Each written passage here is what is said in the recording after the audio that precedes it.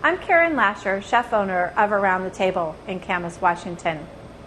When I was a college student, I needed to make a little extra money, so I got a job in the University Food Services catering department.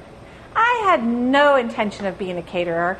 I had no intention of being in food service. I wanted to be a lawyer. But I've been in food service ever since because I just love it. I love the creativity. I love everything about the business. If you feel that you love catering as well, or food, and would like to be a caterer but don't know where to start, want to learn how to become one, I would suggest the first thing is to work for a caterer or work for a restaurant that does a lot of catering. You'll learn a lot about the business as you work in it hands-on. Secondly, you'll really need to develop some recipes. So kind of look around and see what other people do. You can search the internet for hours and see what kind of recipes other caterers use, what kind of menus they use.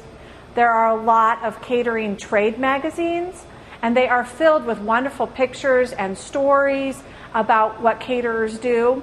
There's also certain schools, some of the culinary schools or some schools that have a culinary program offer specific programs in catering.